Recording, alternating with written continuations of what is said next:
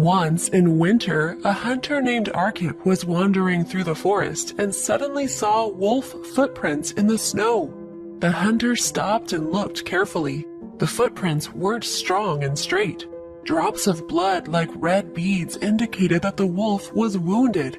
The hunter's dog named Altai sniffed the footprints and became alert. The hair on the back of his neck rose.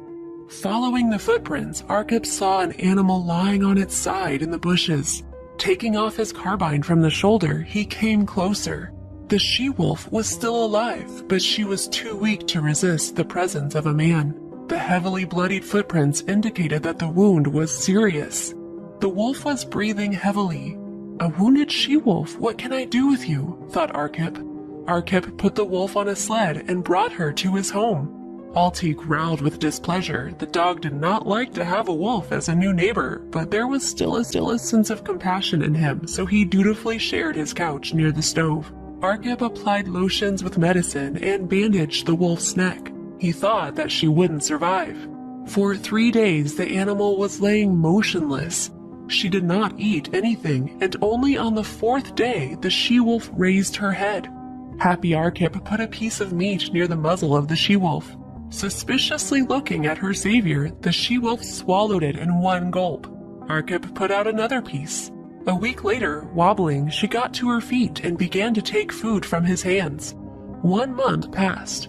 Altai made friends with the she-wolf. She started often to come out of the house and look towards the forest for a long time, but she didn't leave.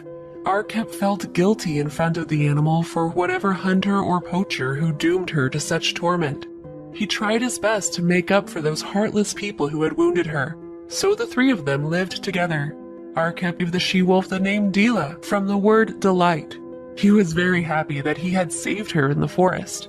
The she-wolf happily played with the dog and made friends with him as if she was a watchdog. But over time, Dila started going off into the woods and returned only after a couple of days.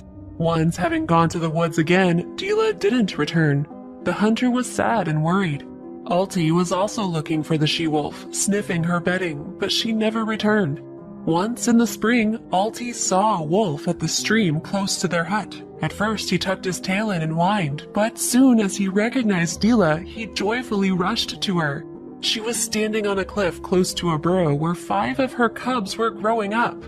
Arkhip's heart started to beat faster. He didn't save the life of Dila in vain. Now she had given birth to offspring.